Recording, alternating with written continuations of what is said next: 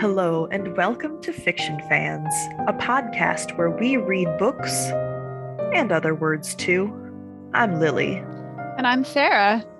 And Sarah, I already know what your good thing is for this week, but why don't you tell me anyway? Yes, my good thing is that we just got off of a recording with Emily from Fuckboys of Literature talking about Hogfather by Terry Pratchett. I love any excuse to read The Hogfather.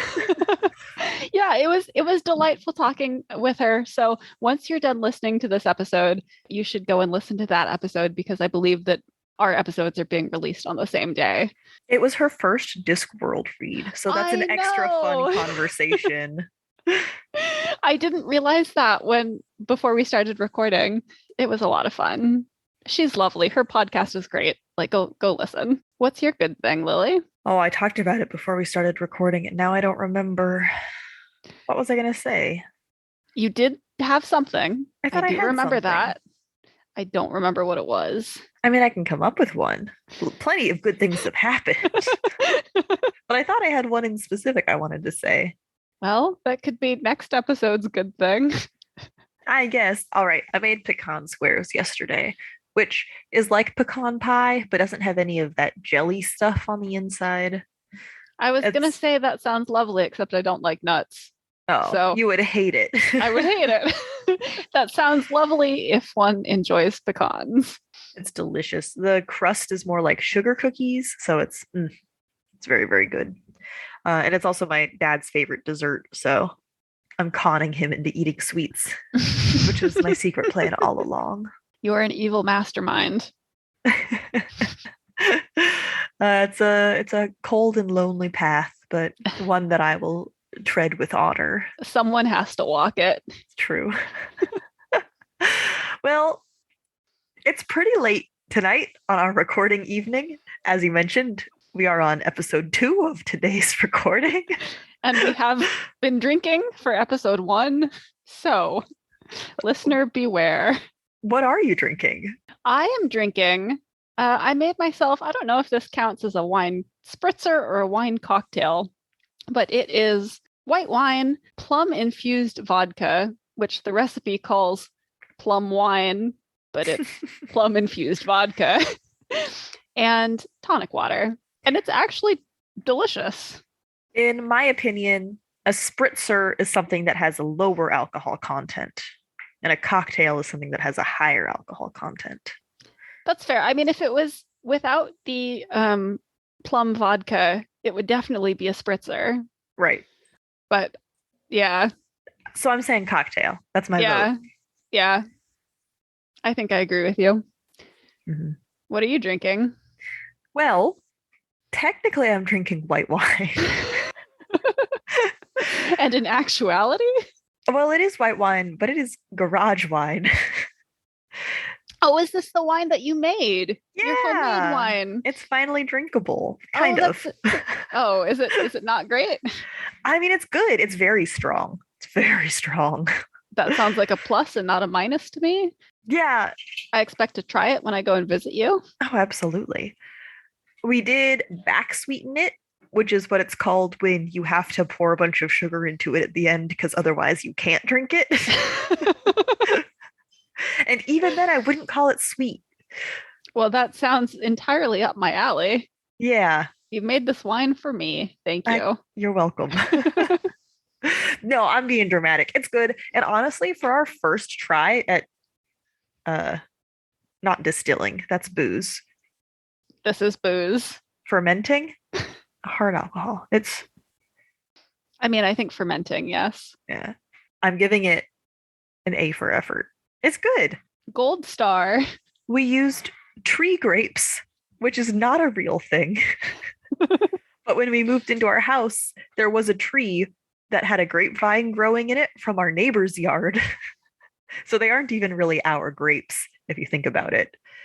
If they're in your side of the yard, they're your grapes. Yes, and we harvested about 50 pounds of them. And what else are you going to do with that many grapes?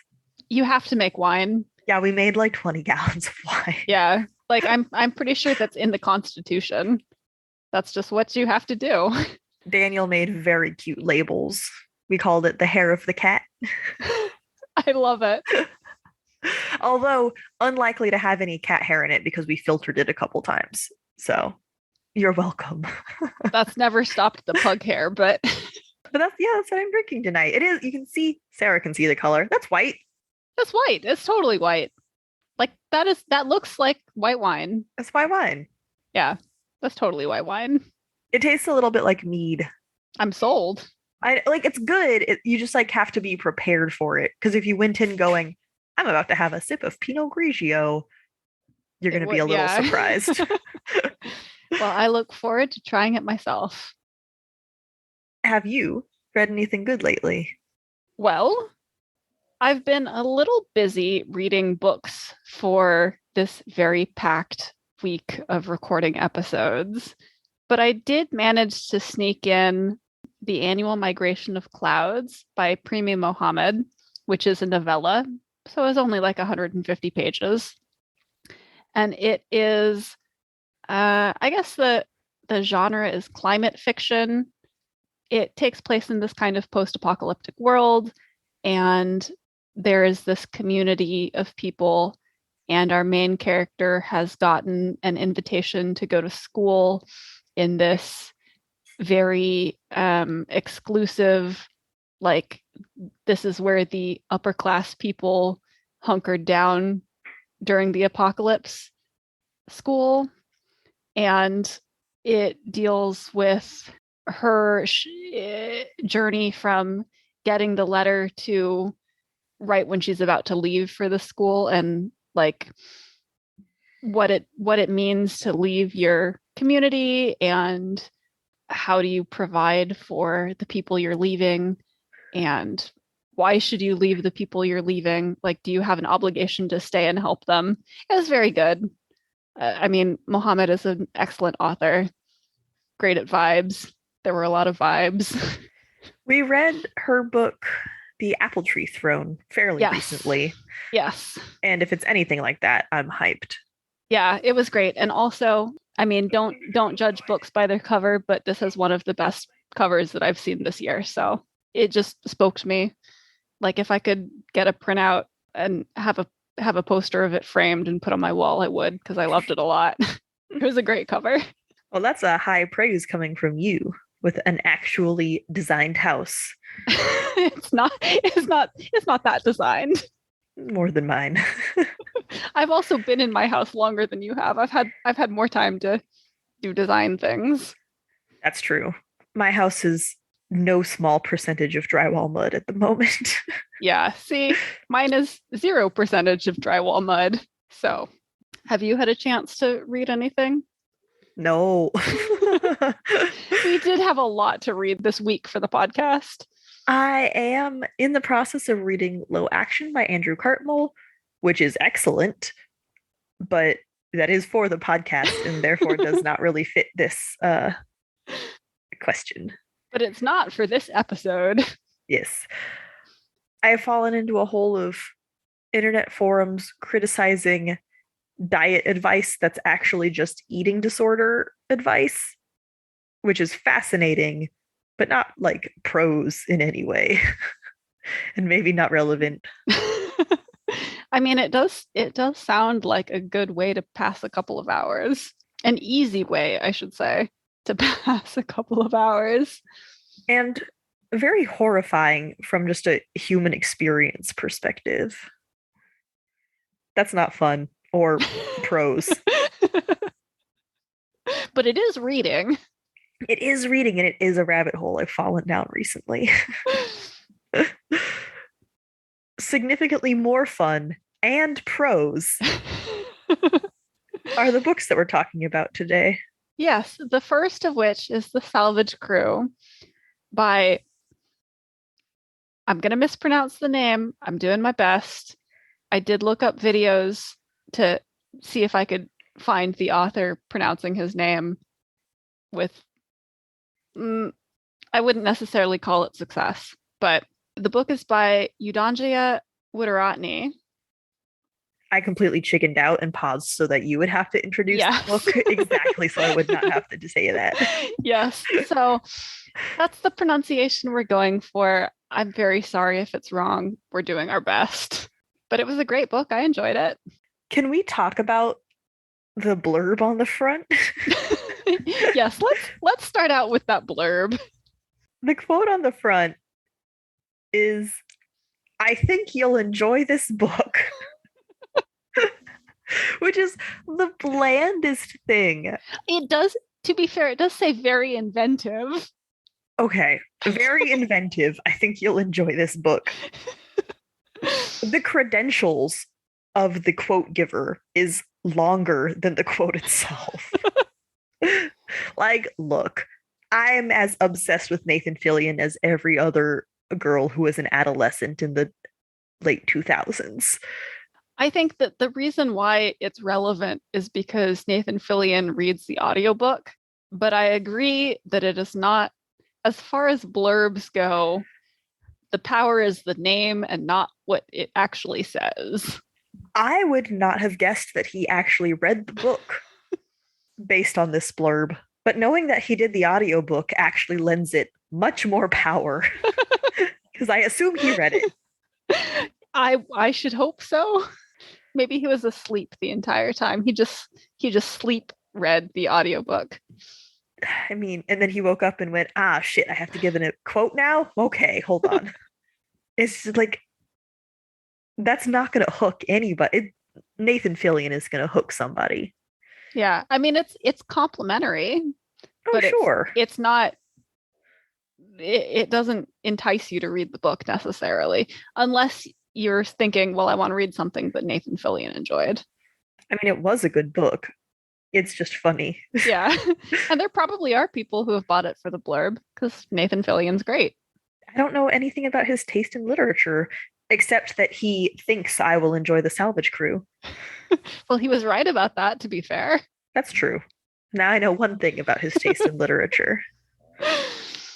Speaking of it being very inventive, I really loved, one of the reasons why I wanted to pick this up actually was because of how the author uses technology to write this book. He says in the foreword that all of the poetry that appears in the book is AI generated, and the planet is created by essentially like a planet generator Python code. Well, I'm assuming it's Python, but the weather is also generated, and some of the, I don't want to say story beats, but character interactions. The character interactions, their emotional states were generated. And I think that's just really cool how he used technology to enhance his craft. He name drops a couple of video games in the preface explaining this process, including The Sims, which we love. We do love. And RimWorld, which I love. And when I was describing this book to my husband, he just went, "Did this guy just play a lot of RimWorld and then write a book about it?" And I'm going to give a brief, non-exhaustive list of things in this book that I have done in RimWorld. You have the 3 starting characters on a survival planet. You have to mine. In this book, it's called graphene. In RimWorld, it would be just components from the landscape around them. You're setting tasks to your characters, like construction or growing. There are mega sloths. The AI in the book is the player in RimWorld. If your characters get too low in their emotional stability or fulfillment, they may go an insulting spree, which would be called a mental break, which has a couple of different effects in RimWorld, one of which also being locking oneself in one's room, which also happens in this book. But then once they snap out of it, they're in a state of catharsis and they're in a very good mood because they've just gone through all of that, which also happens in this book. Giving your character drugs to improve their morale is an option. Something that I very much identified with was picking your favorite character based on who is the most helpful and making sure they have the nicest bedroom. was 100% in this book. And then when your characters get too antsy about eating, and so they just start eating whatever raw materials are in the warehouse, and they make themselves sick from eating raw meat because they can't wait for the cook to frickin' cook it. I'm in there. OC, I feel you. So it does sound like there's quite a lot of inspiration taken from RimWorld. I mean, as you say, to be fair, Wijeratne does mention that as an inspiration. Yeah, and how much of that is just human experience, right? Some of it is definitely just, if you have people on a remote planet, like this is the behavior that they're going to exhibit. Letting them drink vodka so that they be less shitty. Yeah. Also, I feel like giving your favorite the best bedroom, like that's not specific to RimWorld, I don't think. But it was based on how useful they are. Yeah, but that's also like, yeah, they're my favorite because they're the most useful. I guess. I feel like that, yes, it has direct parallels to RimWorld, but I feel like that could be a more universal statement. Sure. I'm just saying as a player, it stood out to you. Daniel and I play together and we'll debate over which character deserves the best bedroom or the next statue or whatever based on, well, this person is just a growing machine, or this person single-handedly built the entire recreation room. So I felt it. I mean, valid. Also, they have to break down materials to turn into blocks, which is 100% Minecraft. Just throwing that out there. Yeah, I haven't played Minecraft either, so. It's blocks. That's it. That's the reference. Okay. Anyway, that was my very long RimWorld rant. It's a good game. Heck, if you've played RimWorld, you'll love this book. So this does take place in a sort of future, definitely high-tech future, but not like the sleek Star Trek high-tech, right? It's the RimWorld, to borrow a phrase. Or the kind of Firefly future. Yeah, it's the frontier. Yeah. This takes place in the frontier of space. Yeah. But it's also very present anchored, I felt, more so than, I mean, I guess Firefly is a great reference. But in this book, I mean, there are a lot of there are a lot of references in general.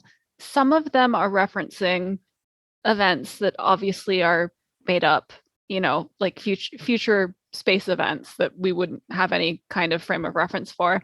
But there are a lot of concrete references to the real world and like Heisenberg and real world principles and real world people that make this book feel very grounded in point of reference to today. I've said reference a lot. It actually feels like this could be our future instead of just a theoretical sci-fi future. Yeah.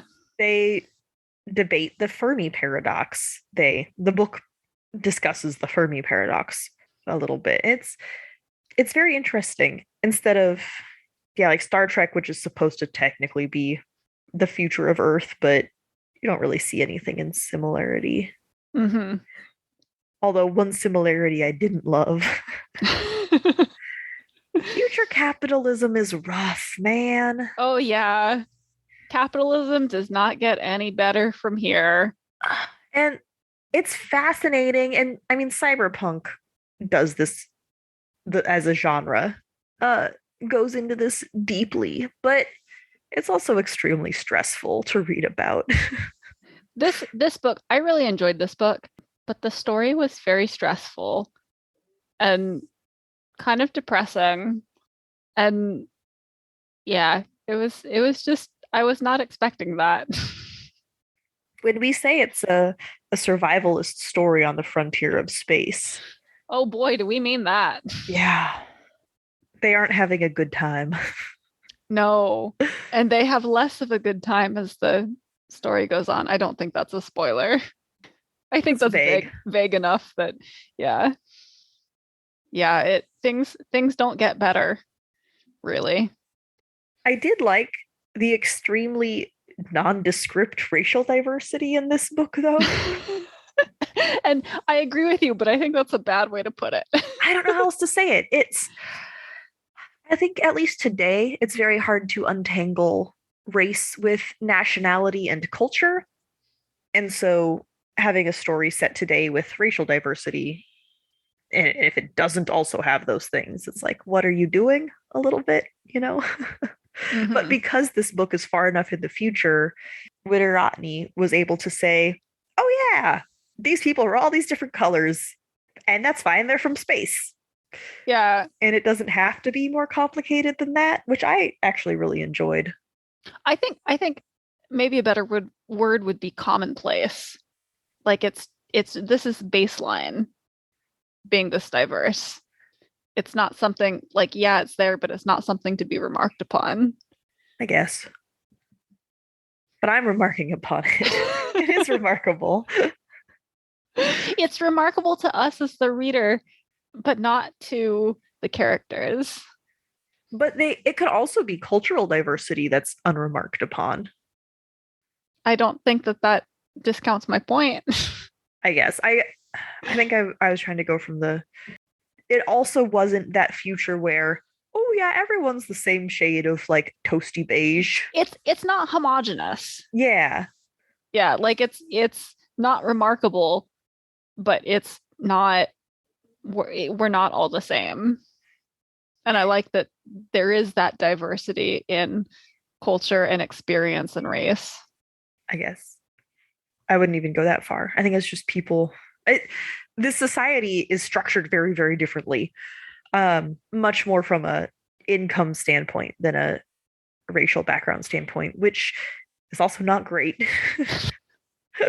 Well, I mean, the society is not, it's not an equal society by any means, but the inequality is not specifically based on the color of your skin. Those stories are important to tell, but I also like seeing diversity where that's not the point of the book. Maybe that's what I'm trying to say. Yeah. No, I mean, I agree with you in 100%. I know, but you didn't like either of the two ways I wrote it in the notes. No, I just think that you could have phrased it better in the notes. Explaining it was fine. I didn't disagree with your explanation. You know, like bland racial diversity. Yeah. Bland racial diversity makes me think of everyone being one color. No, but there is diversity. It's just, yeah, whatever. Yeah, but specifically the phrase bland diversity makes me think the opposite of diversity. All right, fair enough. Yeah. So we don't disagree, but somehow we still ended up arguing. That's never happened before. This book made me look up two different things, and I cannot for the life of me remember why I looked up the first one or why I noted it down. What did you look up? What the fuck is 290 Kelvin? Well, I can't tell you, but I also can't tell you how that relates to the story. Well, obviously I got it from the book at some point. I'm assuming that's the weather on the planet when they landed, because why else would I write that number down? It is apparently 62 degrees, which would be more helpful if I wrote down a page number or anything other than just look this up. You mean context is useful? Who'd have thunk it?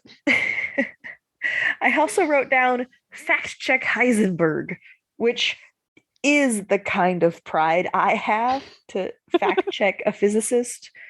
But it turns out I actually meant fact check if his last words are actually the last words quoted in this book. And I do not know because that was not in the first page of Google results. And I did not look that hard. I mean, valid. Some things are not worth spending that much effort on. But I'm inclined to believe Wijeratne when he says that, even if he's paraphrasing, that these were Heisenberg's last words. Yeah, I mean, that's fine. You're right, it would be a weird thing to fudge when it is. Just a little bit. I mean, because, it is Googleable, even if it's not on the first page of, of the results.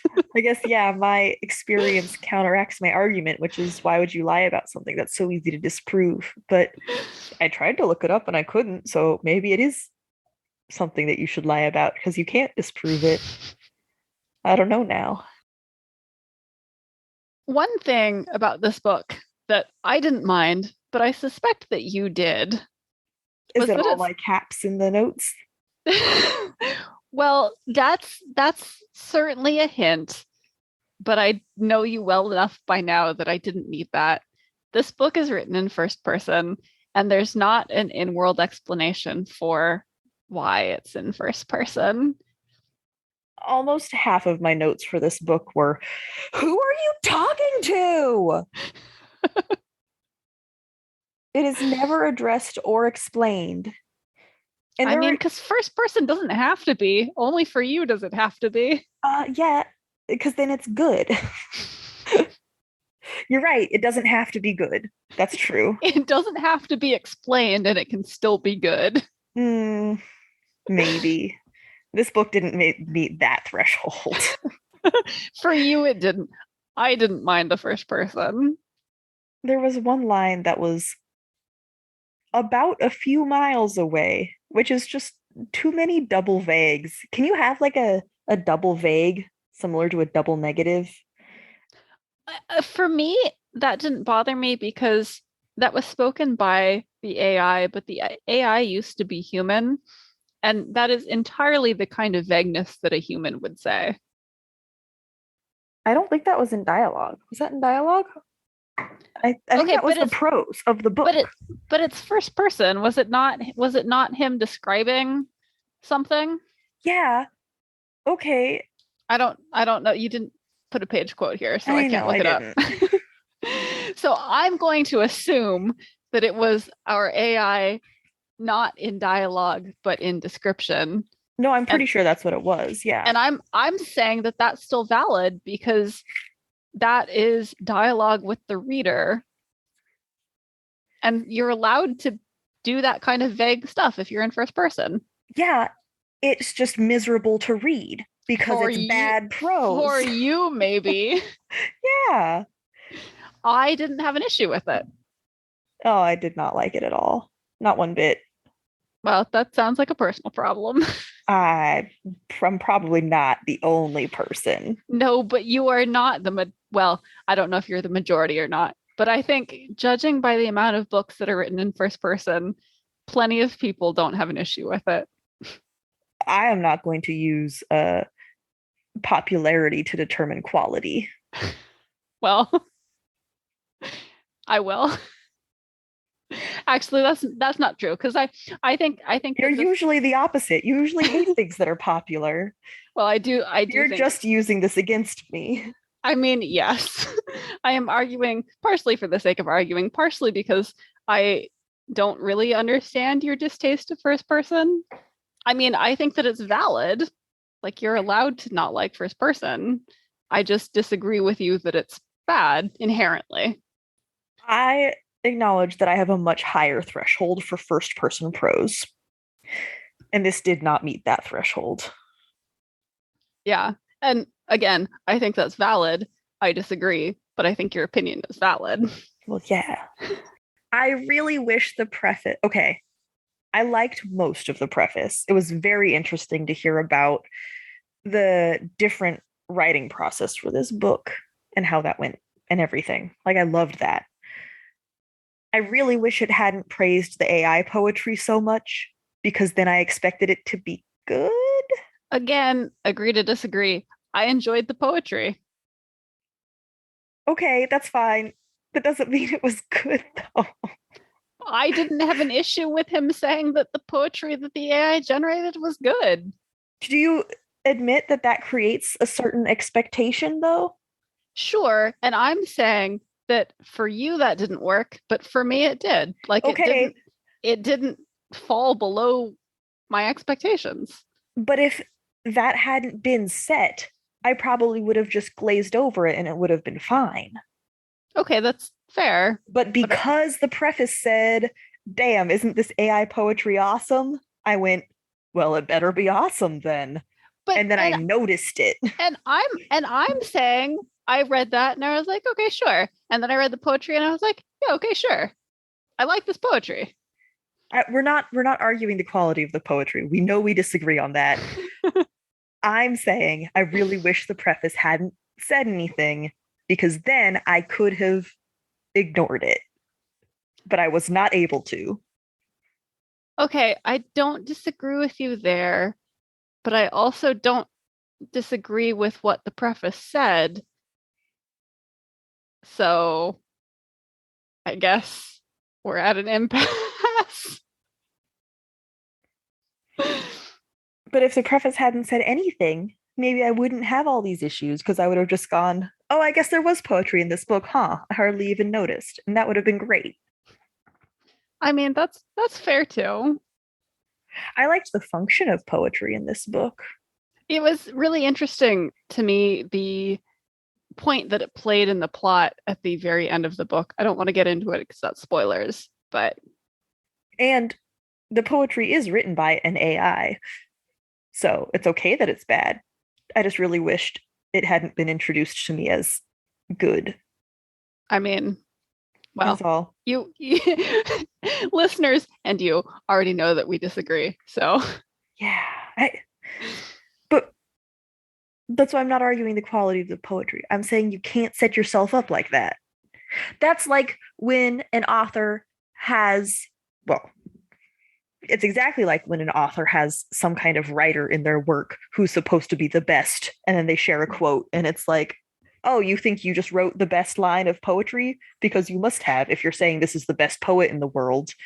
I'm complaining about Witcher fan fiction right now. Okay, I admit it. But anytime an author is like, oh, and then Jaskier wrote the best song ever written, here's an excerpt, and it's their original poetry, and you're like, oh no, darling, no. That's how I felt about this book. It's Witcher fan fiction. Levels of poetry. I mean, I see your point. I also, looking at what he actually says about the poetry, I disagree with you about how he, and maybe this is just more about how we both read his statement. So specifically, he says, I've performed some minor editing, sometimes stitching poems together, sometimes editing a word or two in a poem. But let me assure you that I was more surprised than you were at gems like Maidenhood is done away with the Midnight Bell. And that's not saying that the poetry is the best ever. That's saying that I was surprised by how good the poetry turned out compared to my expectations. It implied that there were gems, which I take issue with. I thought that some of the poetry was genuinely good. Like, there were gems. There were some really good lines. That doesn't mean that everything was great, but there were some good lines. I was expecting the lines to be good based on that statement, is all I'm going to say. I think some of the lines were good. All right. I think this is going to devolve into an unproductive argument. I'm saying I think I would have been less hard on it if that hadn't been in the preface. I went into it going, all right, let's see these gems. Yeah, I agree.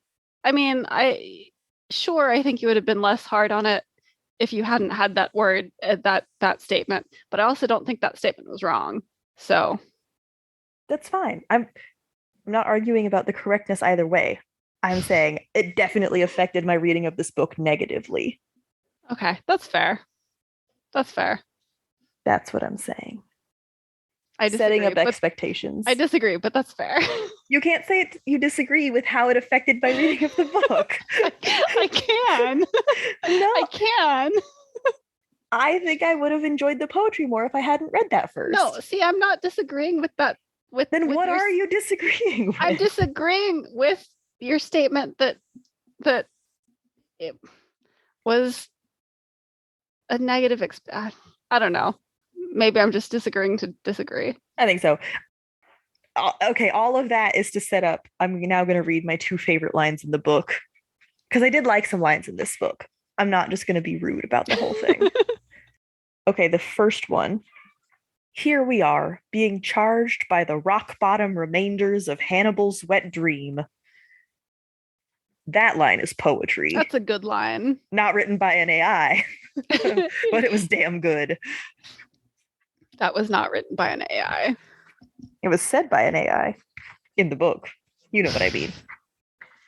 The AI narrator. Yeah. Yes. My second chronologically favorite line, but probably my most favorite overall.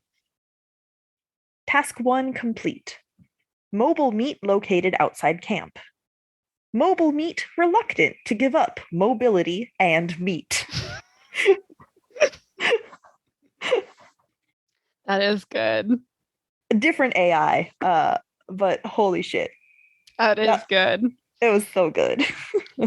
Before we move on to why you should read this book, Lily, do you want to actually, because I don't think we've summarized at all what happens in this book. It's a salvage crew.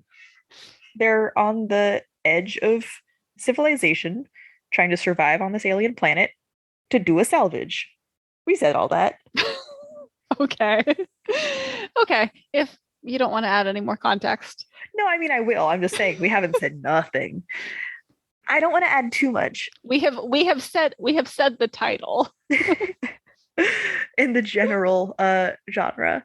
It's written from the perspective of an AI who was originally a human and turned into sort of an overseer character who is in charge of this group of people and supposed to get them alive and also get their goods back to the whatever evil corporation they work for.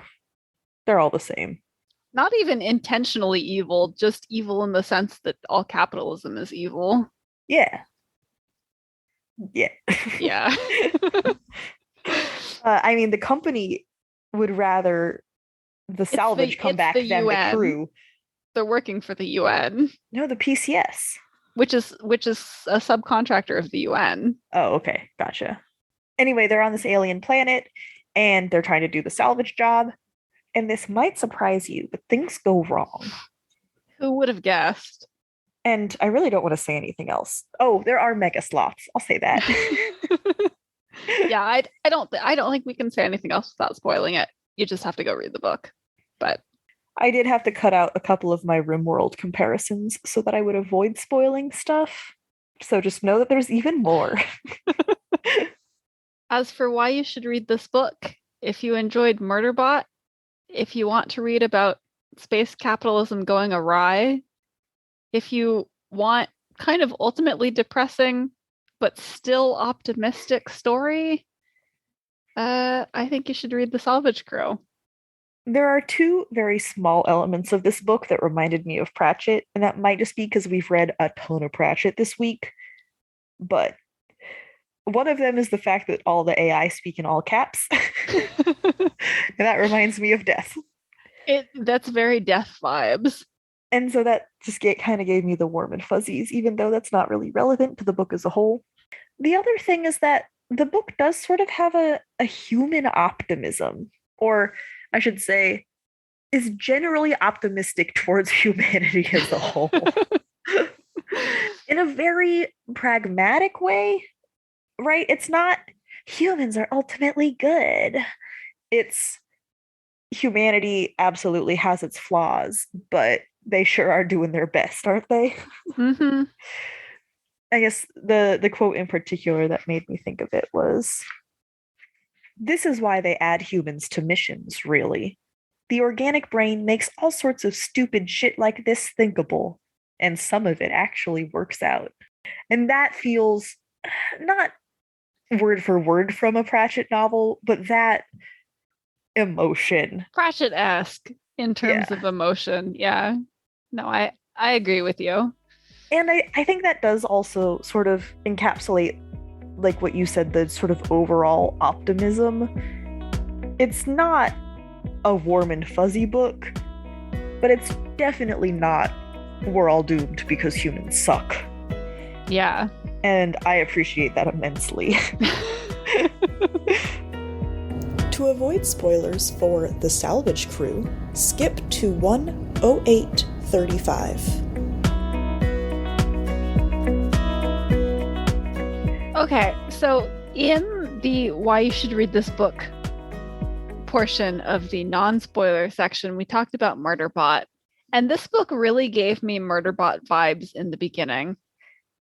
I think it gave me Murderbot vibes longer than you, but...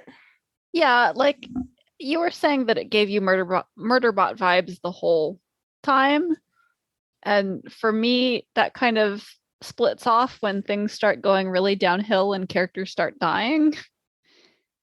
To be fair, neither of us have read anything beyond the very first Murderbot book. Yeah, I guess the vibes, when I say vibes, I am referring to the just sort of general situation of the book. That's not quite the right word, but it's the main premise. Yeah, it's a grumpy AI babysitting subpar scientists on the edge of space. Yeah, and I think when I say vibes, I'm thinking more premise and plot.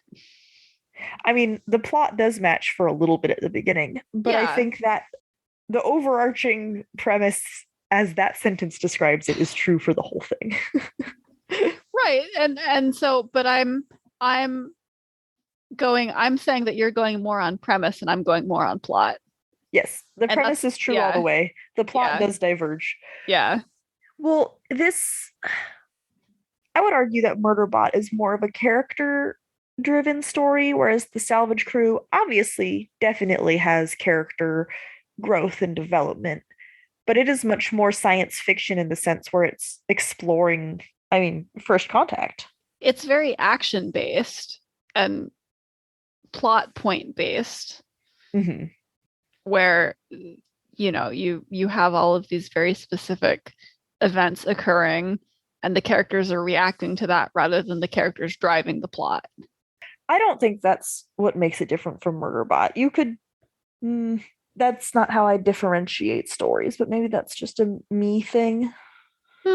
Or a you versus me thing. It's possible it's both. I think this book spends a lot of page time on dealing with the concepts behind first contact and what it means to be human in a wider universe, and dealing with things that are outside of your comprehension. And so it's much more philosophical in that way, on that grand scale. Whereas Murderbot is philosophical on an interpersonal level. It is about these characters, well, Murderbot, the main character, growing as a person and building relationships with the other characters. Yeah, okay. We might have disagreements ultimately on what character-driven versus plot-driven means, but I don't disagree with you on what you just said. So I'm ignoring character versus plot-driven entirely, and I'm looking more. Yeah. I think I'm just looking at a different facet. Yeah. So I don't. Again, I don't think that we disagree on what we're actually trying to say. Yeah. It is really interesting, though, that this story hinges so much on that, like, human to AI conversion, whereas a lot of stories, I think, deal with AI's, artificial intelligence, trying to become more human. Well, that's a tale as old as time, right? The creator creates you in your image, and therefore you create. And so humans have been grappling with our creations becoming human and then creating their own things in literature for, I'm not even going to put a timeline on it. A long time. A hell of a long time. And so the idea of our creations outstripping us, right? Getting their own consciousnesses is a concept that has been explored a lot, and to various degrees of success or intrigue. But now we're sort of seeing that other side of it. And of course, I'm sure this isn't the only book that does that, but it's the only one I can think of off the top of my head. It's the only one that you've read in recent memory. Yeah, I'm sure. Well, again, the genre of cyberpunk deals with it, of where is the line between human and machine, how many adaptations can a human have and still be considered human, which is still a different question from what is it like to be a machine when you have the memories of being human, right? Like that's still a different thing. Mm-hmm.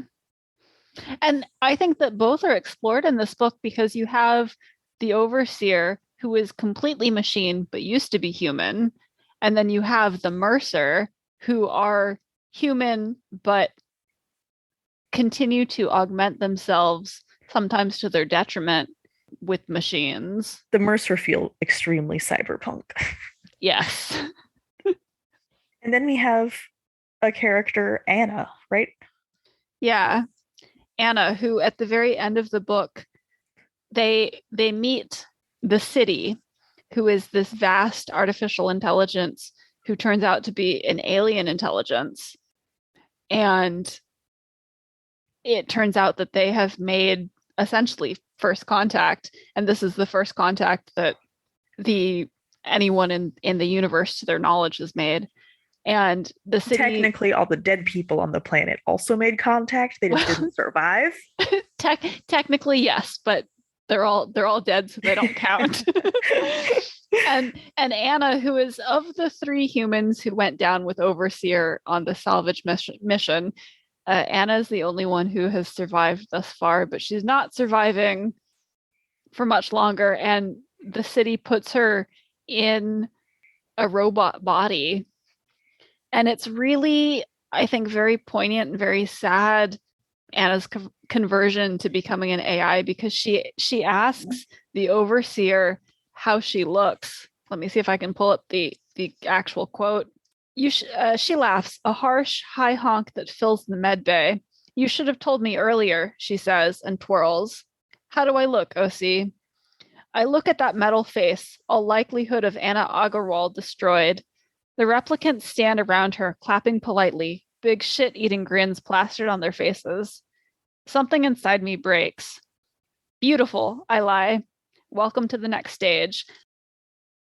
And it's really, really, I don't know, sad, bittersweet watching OC talk to someone who is going through a similar process to what they went through. I mean, can we use the word transition? I know it has implications, but that's also what this is in some way. It's not a voluntary one though. Like Anna didn't want. In her case, no. In her case, yeah. But the overseer is not the only person who chooses to go through it. I would argue that the overseer didn't really choose to go through it so much as not disagree when they were put through it.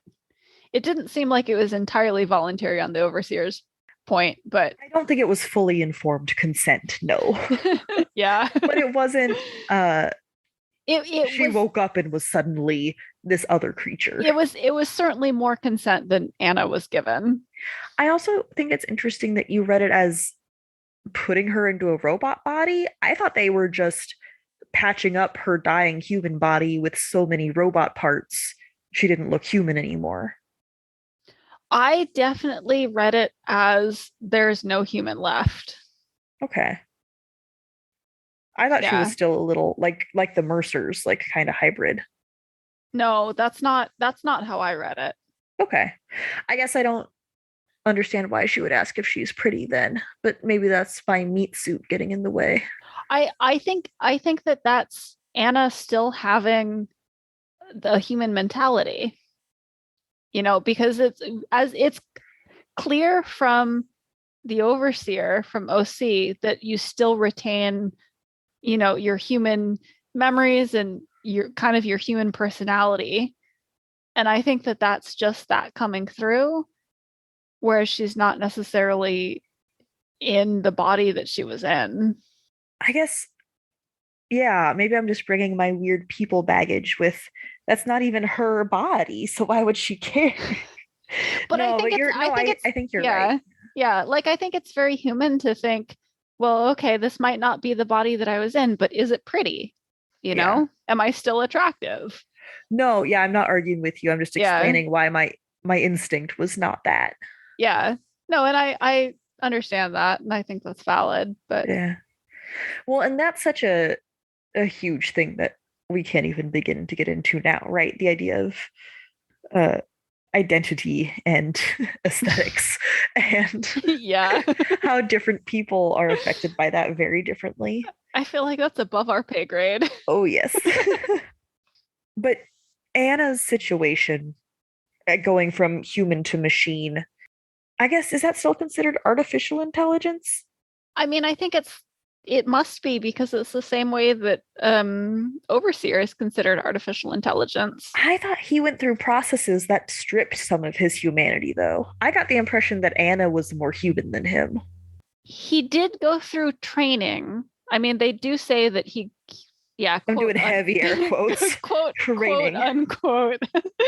he does go through these processes that Anna doesn't necessarily go through. And he describes not having strong emotions anymore, whereas Anna says, no, I feel the clearest I have in a long time, which maybe that's just different individual experiences. I was going to say, to me, that doesn't read as her having emotions so much as it reads as her thinking more logically. And having been extremely depressed previously. Yeah. And having gone through a really shit situation for the last like 6 months. Even longer, because like her partner had died. Yeah. Okay. I was specifically thinking of her time on the planet. Yeah. On the salvage run. But yeah, she's had a really shit situation for longer than just that. So I guess, I mean, maybe we'll never know, but maybe this is just capitalism baggage that I'm bringing. But I felt like it was implied that when the company turned the overseer into an AI, they also kind of messed with him. Whereas, why would the city do that? He's not invested in Anna. He's just trying to save her to be nice. Okay. I don't disagree with you about the company. I think that they do mess with the people that are converted into AI. But I think that the city is so far removed from humanity that they don't recognize what they're like, that they strip things unconsciously, and that the process of turning someone into an AI the way that they do takes something of the humanity away. Well, I'm sure it takes something of the humanity away. I guess I'm thinking, wouldn't it be a flex to say, I'm so much better at converting people into AI? Look how good I am at it. They're so much more accurate. Right. Except for the fact that all of their conversations with the Mercer, like all of their talk about talking with the Mercer and everyone else, has really not borne that out. Like, they've not been great at conversing with anyone who is partially AI. So I don't think that they would have a good handle on how to convert someone like fully, how to do it in a way that kept the humanity. I agree that the city does not get what people are on like a spiritual level, clearly. But I think I am approaching it more from a technology standpoint, where Beacon, the city, is also called Beacon at the end, which we just discovered when I was trying to look stuff up. And so now that's in my head. The city / Beacon also is clearly more technologically advanced. Yeah. And so I was kind of thinking of it as they have better just like physical implementations to download this meat junk into a robot. I see your point, but again, I think that that's kind of counter indicated by what happens with the Mercers and how Beacon is very unsuccessful in communicating with them and trying to upgrade them to a point where they can communicate. That feels very different to me, because I guess Beacon does communicate with Anna. Yeah, we don't actually see it, but I mean, to me, it feels like an extension of that. So I'm not confident that Beacon would be any more advanced at converting a human personality into AI. Although this is after Beacon has basically downloaded, conversed with, but also stolen all of the information from OC. But Beacon also has a superiority complex. So I guess that's like that could have filled in the blanks with how to communicate with people. Like Beacon was able to get all of this information on humans from this AI that used to be human. Yeah, but this AI that used to be human is missing some very important bits about how to be human. That's true. I don't know. I got the impression that Anna was more human than OC. That's not the impression that I got. I think ultimately it doesn't really matter, but okay, speaking of AI and their people parts. At the very, very, very end of this book, Beacon sends a message to, I don't remember their name, but Hyacinth something Hyacinth. Black Hyacinth, maybe? I think there were more than one Hyacinth, though. I think there's also more than one Black, so I could be wrong about that. Taken out of context, more than one Black could sound really bad. So, but also accurate for the book. Accurate for the book. Silver Hyacinth is the one in question. And I was talking, the Black in question was Black Orchid. There you go. Yeah, it's so okay. Speaking of ship pronouns or AI pronouns, I didn't take note of this while I was reading it. And now I'm trying to figure out how much of this was just my bias and how much of this was actually in the book. I do think the main character, OC, also called Amber Rose, although rarely, did have male pronouns because they were male before they transitioned to mechanic. That's the impression that I got. I don't have any evidence to back it up, unfortunately. Now, I believe that OC called the hub ship she. And OC definitely calls Hyacinth she. Okay. And I was thinking, obviously, because it's a flower name, but Amber Rose is also a very feminine name. Yeah, but I don't think that the flower name is enough to determine gender. Yeah. Which I kind of love, you know? No, yeah, that's great. It just makes it very hard for me to sift through and go, how much of this was actually in the book and how much of this am I projecting? Right. I think Black Orchid was she too. I think Black Orchid was she as well, yeah.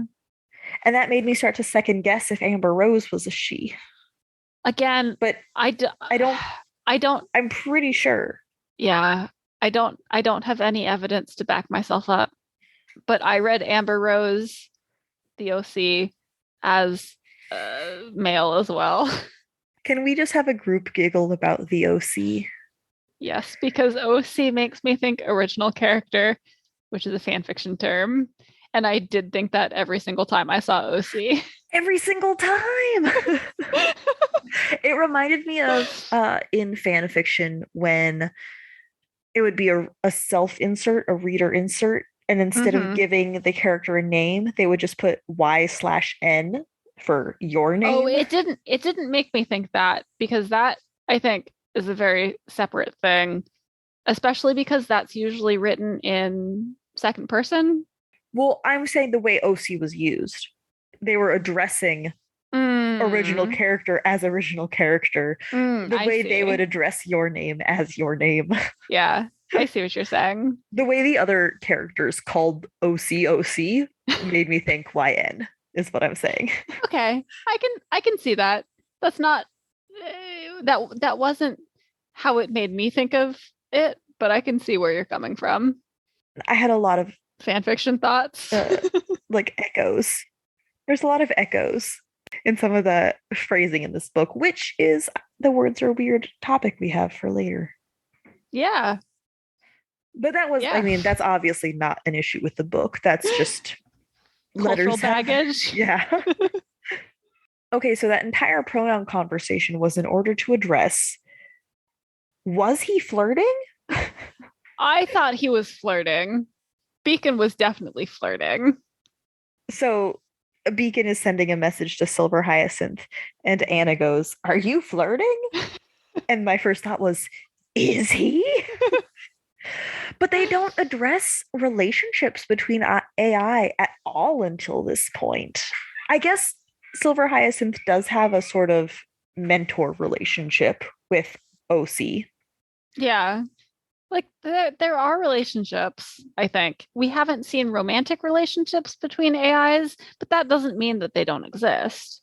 Right. But it's interesting in this book that is so AI heavy that we don't get a hint of romance until the very end. Actually, this is the only romance in the entire book. Yeah, like, because I was going to say that's not surprising to me because we don't get a romance in the human stuff either, except maybe there's a hint between Anna and Simon and that Anna is really protective about Simon. But that's really... Oh, I didn't read that way. I mean, I'm not saying that I read it either that way. Like, I think it's a stretch, but I think that one could I guess. You know, like I think that it's there if you want to interpret it that way. Speaking of fan fiction. Yeah. Oh, speaking. No, yeah. Okay. I get what you're saying. Took me a minute. I just for a book that is so interested in the repercussions of AI, the fact that it does not address whether or not they might have romantic relationships until like a throwaway line at the very end. If it hadn't been brought up, I wouldn't have thought about it at all. But because it was, now I'm like, wait, what? Wait, do they have relationships? I want to know. I have so many questions now. I don't necessarily disagree with you, but I think that from my perspective as someone less interested in relationships, it didn't strike me as weird, and it didn't leave me with questions, and I didn't particularly flag it. So that may just be a difference in how we view relationships.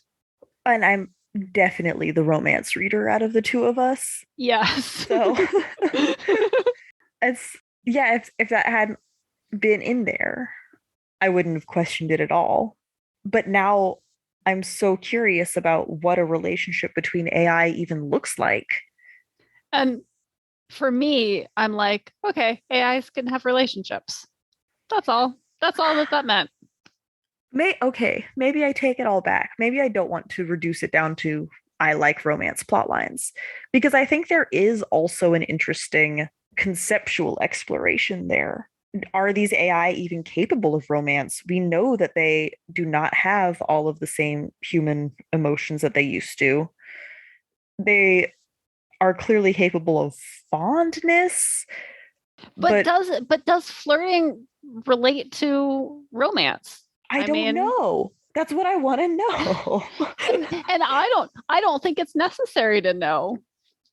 You've got characters flirting, and that's fine. You don't need to know more than that. I guess I'm not seeing it from a characters flirting. I'm seeing it from, well, now I want to know if Anna was just teasing him, or like, is this actually a can of worms in the AI like situation that we haven't even looked into yet? I guess I just don't ascribe it quite that level of importance. Yeah, okay. It's fine. Yeah. You know who else disagreed? Disagreed with what in particular? No, not us.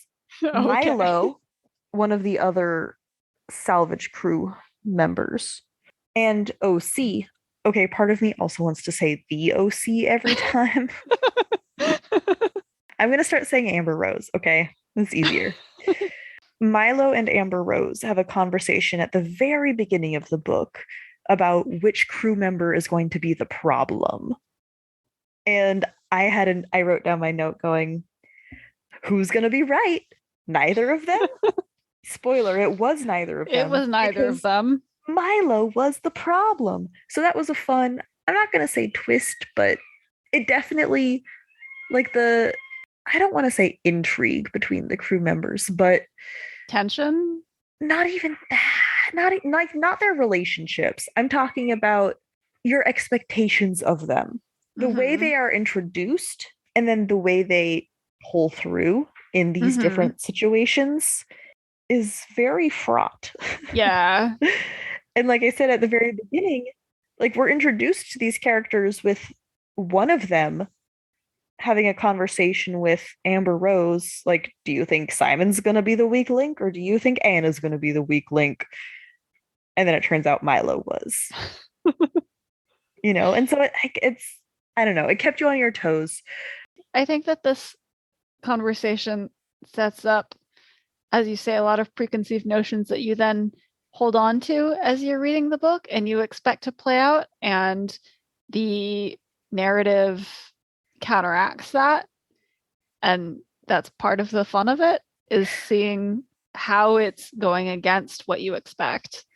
To be fair, my note was, will Milo or Amber Rose be right, or neither? So I actually think that was foreshadowing of Milo's being super judgmental, but it was actually him all along. But no, absolutely. You see these different characters' backgrounds, or we read their files courtesy of Amber Rose. And now I'm really worried that's not actually his name. No, that is Amber. It is? Amber. Okay. I'm 99% now sure. I'm worried that that's not their name. But I'm pretty sure that it's Amber Rose. I'm pretty sure. I just feel like that's a true crime character. I mean, I think it's Johnny Depp's ex-wife's name. And my search of the last couple of chapters is not finding me Amber Rose's name. So we're saying it's just Amber Rose. Let's just all agree, yeah. Oh, yeah. Okay. Here. My name is Amber Rose. There we go. We're right. We're right. Our first inclination is correct. I'm going to end this conversation on a conversation I have had with my husband many a time during many video game sessions. This is going to be good. Oh. It's not as short of a quote as I was hoping. Just go for it. My note is about how Anna gets the best bedroom, but the quote is not actually perfect for that. There is a quote where Amber Rose is like, fucking Milo took the good room even though it was for Anna. But this quote in particular, Anna is many things. She's seen a lot, done a lot, and is quite possibly my favorite human on the crew, because on the grand axes of competence, usefulness, and assholishness, she's rocking a fairly comfortable middle path, even with all the mental issues she has going on. But she is not an engineer. She's not an engineer, but she's the only one who survives the story. That's right. She might not have the perfect expertise, but she pulls through when shit gets rough. And that's what really matters in the end. I'm very excited to announce our I guess I don't want to call it a scheme. I was going to do that as a joke, but in retrospect, that feels bad. Futurespect, because I didn't actually say it, except I did to explain my thought process. But we're going to do a fundraiser. It's very exciting. And by we, I mean people with funds. But we thought, if this podcast is all about reading books, it makes a lot of sense to support a nonprofit like the Imagination Library, which sends books to kids. That's literally all it does. Especially in December around the holidays, I think we really want to support reading and literacy and getting books in kids' hands. The colloquialism I heard is that Dolly Parton, the founder of this and original funder for a very long time, is like single-handedly responsible for raising the literacy rate in the American South, just because she sent so many books to so many kids, which is super cool. And I would absolutely love to be part of that. Yeah, I had no question about it. More books, clearly. More books is always good. You can't go wrong with more books. You really So, can't. oh, agreed, 100%. So, we're running a donation drive. If you make a donation to the Imagination Library, imaginationlibrary.com, and you check make this donation in honor, memory, or celebration of someone. I don't care what name you put into that dedication line, but make sure you check mark that you would like to send an email to notify someone of this donation and put our email address into that line. And we have secured a corporate sponsor to match up to $2,000 of donations. And if you forget to check that box and it doesn't automatically send an email to us, if you will forward your donation receipt to fictionfanspod@gmail.com, that will also count towards our corporate sponsor match. We're going to make that match either when we hit $2,000 or sometime before the new year, because obviously it's for taxes for them. It's my job. Like it's my boss is just being cool, but more power to her. I know, it helps everybody. We get to do a fundraiser and she gets to write off some taxes. It's a win-win. And people get books. Kids get books who need books. And that's the best part, honestly. So let's send some kids some books. So we will put the instructions or how to get the corporate match on our website at fictionfanspodcast/fundraiser. And the link for that will also be in the episode description.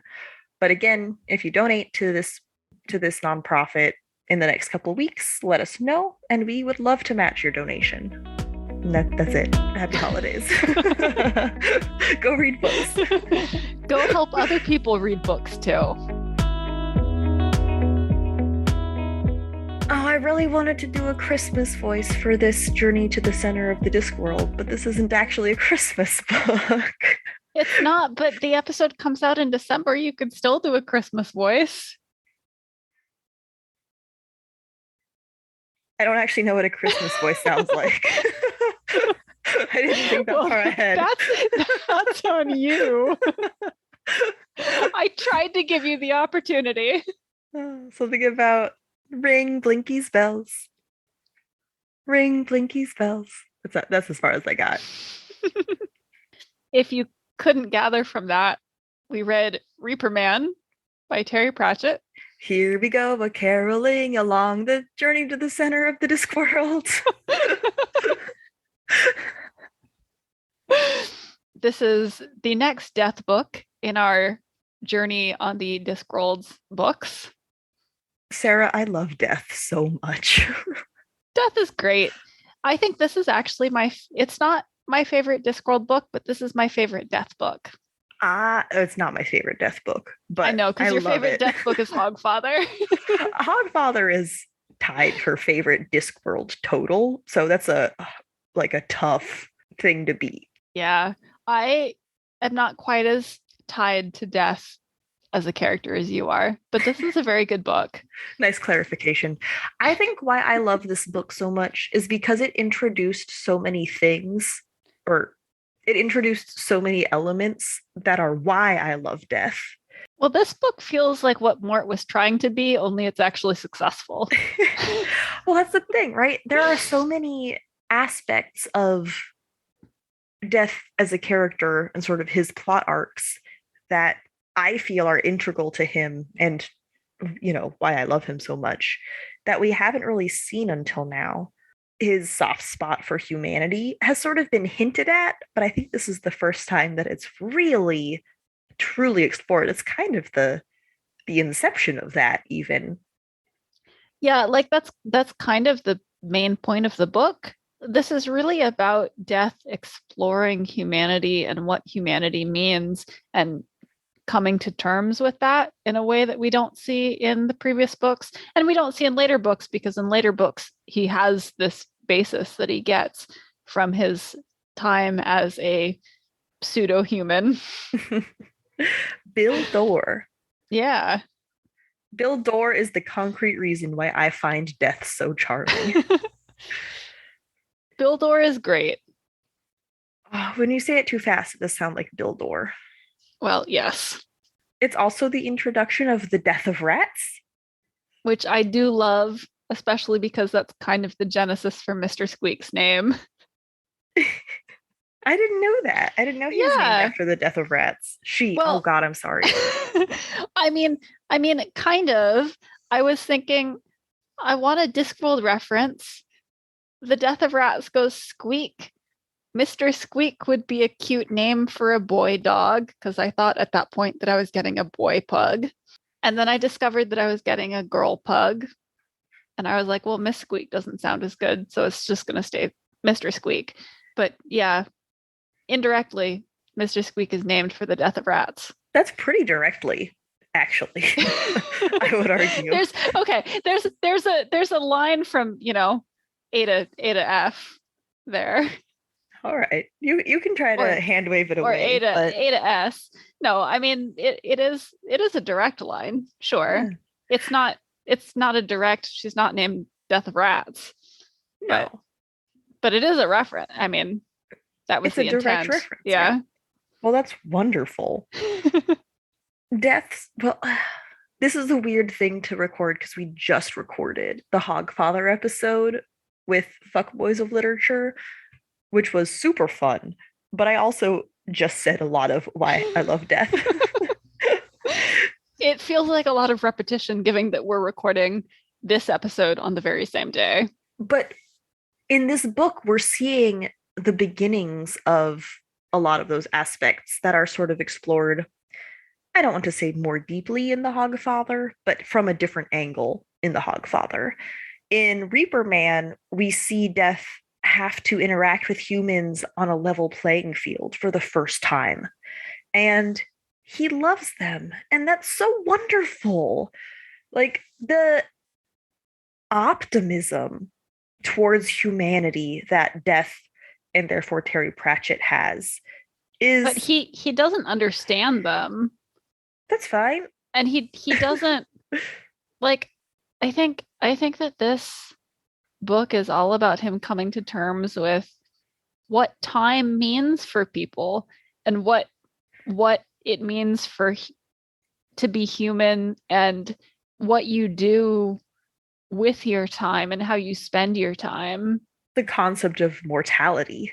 Yeah. So in this book, we're introduced to the auditors who audit reality. And they have decided that Death has gone soft. Death has a personality. And he's no longer fit for his position. Personalities are circle flash. They are to be avoided. to the extent that whenever an auditor starts speaking with the first person, singular first person, they pop out of existence because they believe that much individuality is a sign of disorder, and that can't be tolerated in the universe. Are auditors my favorite authors? Maybe. Anyway, so they basically forcibly retire the Grim Reaper, which I'm only saying the Grim Reaper because that's the form that the Death that we know takes. And they assume that a different personification of Death will take his place. They're not wrong, to be fair. That's true. But I'm trying to distinguish between the concept of Death and Death the character. So Death the character now has a finite lifespan. He's still a skeleton. A skeleton, yeah. He's still supernatural, but he has an end time. And he goes and takes a job as a farmhand. Yeah, farmhand. And I do love his relationship with Miss Flitworth. I agree. I think this is one of those books that I cry at the end every time I read it. Every single time. And he just goes and is helpful, but he's also Okay, so that's the pun of the title, right? He's the Reaper Man. He was the Grim Reaper, but now he's using a scythe to actually like harvest farm crops. But he does it one at a time, and it's very sweet. He's a craftsman. Yeah. And there's a lot of dialogue to the effect of what does it matter to the corn? Or what is it? The only thing that a single stalk of corn can hope for is a skillful reaper man or something. I'm fucking that up. Yes, you are. I didn't record the specific quote. I know what quote you're trying to say, but I didn't record it, and I don't know the page number. I think one of my favorite parts of this book is how it deals with what happens when there is no death, because of course there's a gap in between death, our character, our beloved Death, leaving his position and a new Death coming along. And there's all of this excess life energy because people and things are dying, but they're not actually passing on. And so you have this buildup of life energy, and you have the wizards, of course, stuck in the middle trying to figure out what's going on. And the wizards are always delightfully zany and delightfully dysfunctional and just completely, I mean, they get there in the end, but really unable to figure things out in any kind of sensible way. Something I love about Pratchett is that he captures how out of touch someone gets when they get too specialized. Mm-hmm. And I think that is absolutely demonstrated in this book. That's the wizards. They're so narrow-minded Mm-hmm. from a way that you would hope higher education would not. But obviously, that's not how it works when you have to go specialized in like a PhD route or whatever. Yeah, I mean, I think they are the warning that this is what happens when you get too specialized. Mm-hmm. Except for Wendell Poons, who suddenly can see everything clearly now. The life is gone. Because he's dead. I mean, Wendell Poons, and I don't think that this is Wendell Poons' first book, because I'm pretty sure that Wendell Poons showed up in the Hollywood book. I think so. Yeah. It's a good name. It is a good name. And there's a delightful reference to Wendell Poons in The Hogfather. But Wendell Poons, in this book, Wendell Poons dies, except that because Death has been sacked, Death doesn't come for him. So, yeah, he's dead, but he's undead, really. And now he finds that he's thinking more clearly than he's thought in the last 100 years, because he's 130 or whatever. And so he has a much better idea of what's going on than he did as this very senior wizard. We do get a brief glimpse of him before he dies, and it is, it's sad. It's your most elderly, out of touch relative. Yeah, if you have ever had an elderly relative, that's what Wendell Poons is like. We're not saying elderly like, oh, they're 50, they're so old. we're not being shitty. No, this is like 90s demented in a nursing home, that kind of elderly. And then he comes back and is suddenly able to interact with the world in a way he hasn't in so long. And he finds a support group for other undead, which I love. So I wrote a bullet point that I'm now realizing was wrong, because I wrote, is this the first time we explicitly see the belief creates reality theme? No, I don't think so. That's not what it is at all. I was completely mixing it up. It's not belief in this book. It's life force. Like it is said. Life force, yeah. So inanimate objects gain a life force. Yeah. We see the life force of inanimate objects and also conceptual objects that used to be metaphors, but are sort of crystallizing into reality as physical things instead of just, crystallizing, I think, is a very good pun. Thank you. Only if you've read the book. I'm not going to say any more because, yes, only if you've read the book. But but that is a very good concept. Although I'm realizing, yeah, all of my thoughts about it were for the belief concept, which is not this book. That's more Hogfather, Small Gods. yeah, there are books that are very specifically about belief, and this is not one of them. Mm-mm. This does have one of my favorite pairings in all of Discworld. Yes. I don't remember her name. Lupine and the werewolves. Yes. Mrs. Cake's daughter. Miss Cake. No, she's Mrs. Cake, isn't she? Oh no, I was saying if her daughter would then be Miss Cake. Oh, I don't know her first name. Yes. Who is a werewolf. And then Lupine, who is an anti-werewolf, in that he's a wolf most of the time and turns into a human on the full moon. Well, they turn into a hybrid on the okay. For a week, right? I mean, whatever your version of a werewolf is. Right. I guess because specifically they are both hybrid monsters for 1 week of the month.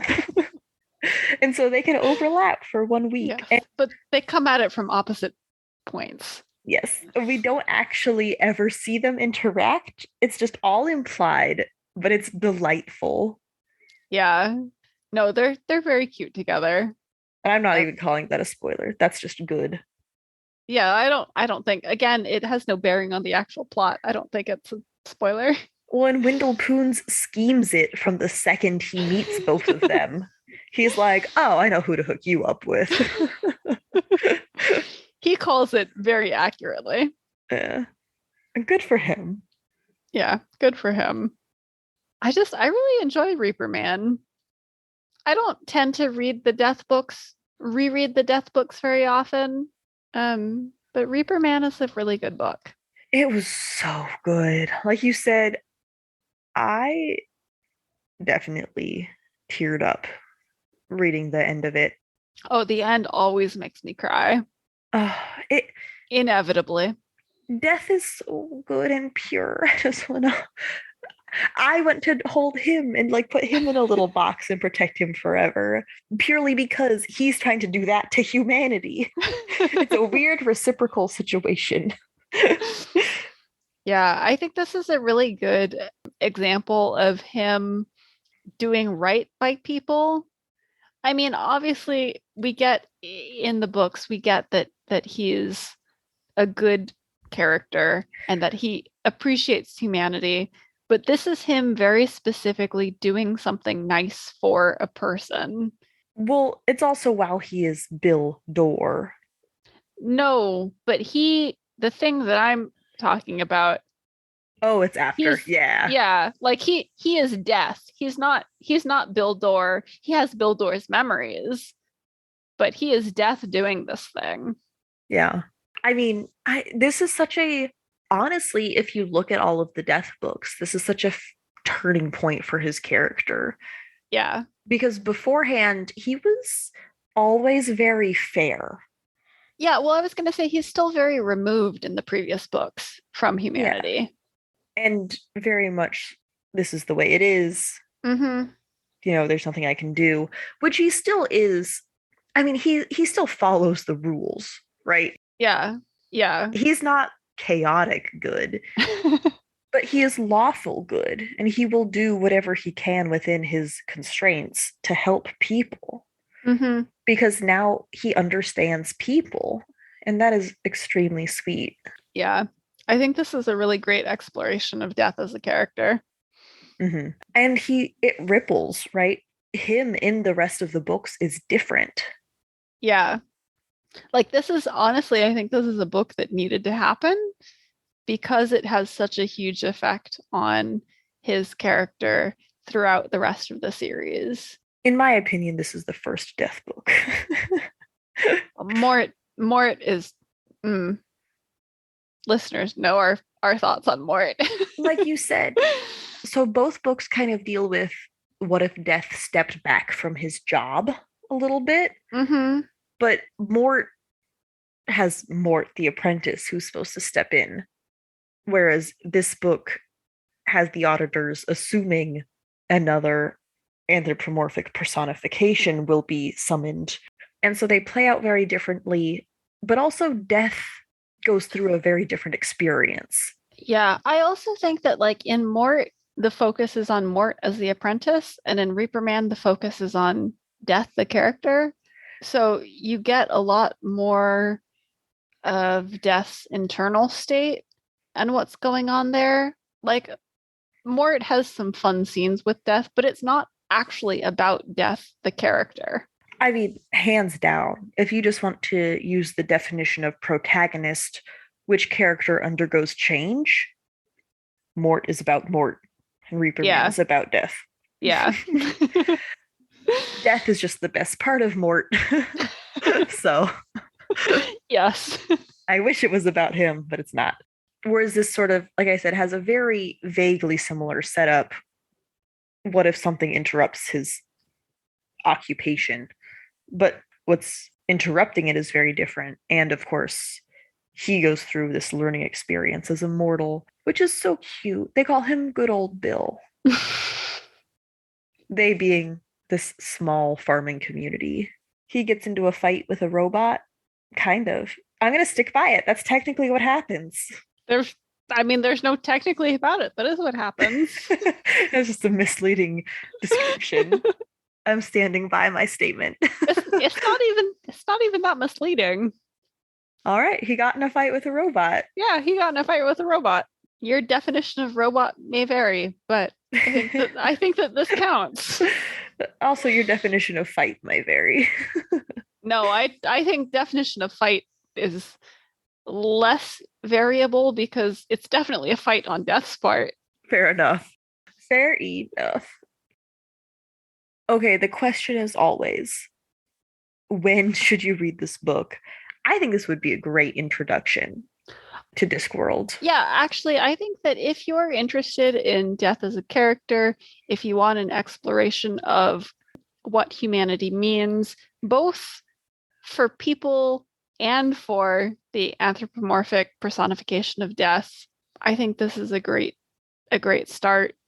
If you want Death with a taste of wizards, because there are some wizards in this book, then this is the book for you.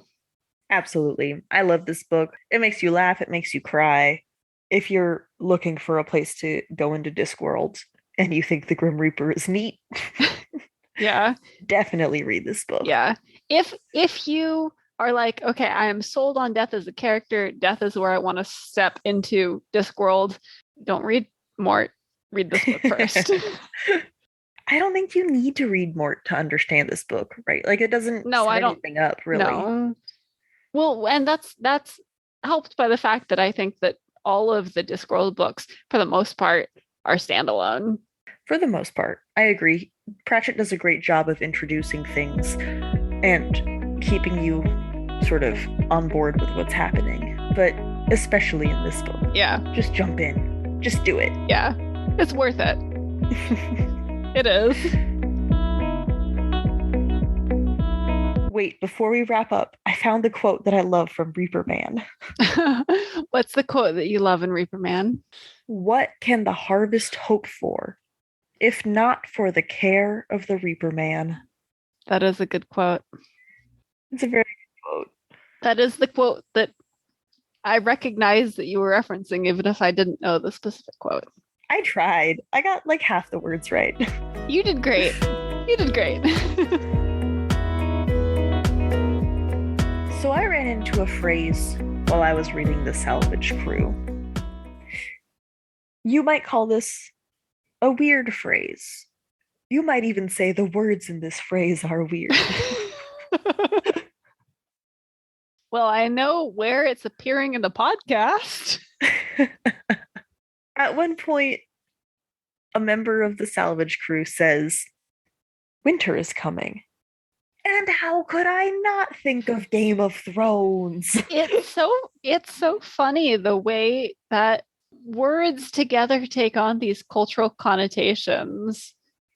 Because the phrase "winter is coming" in and of itself should not Like, that's a legitimate phrase, you And it know? was absolutely in context in the book. Yeah, like it's legitimately a phrase that can legitimately be used in the book. And yes, I used legitimately multiple times, but that was to underscore how much I meant it. But as a reader, we do have all of this cultural baggage that we bring to that phrase. My note for that phrase for this section was, oh, winter is coming is just like twilight. It's true. I mean, they both bring different baggage in different ways. I just have such strong associations with those words. Yeah. And not to say that you can't use either of those phrases. Like, twilight is an excellent time of day.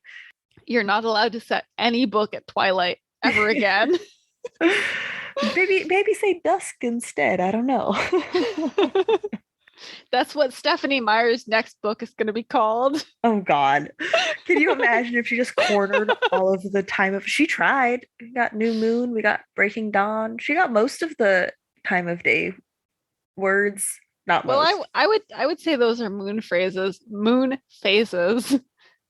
more than time of day. We got breaking dawn though. Or eclipse, that's a moon phase. You're right. Yeah, new moon, that's a moon. It's a combination. She mixes them up. But none of the other ones have that same, like, I could say it takes place during an eclipse and no one would go, Herder, Edward and Bella. But you know of. Well, okay. Maybe someone would. You just need different friends. I don't know about that.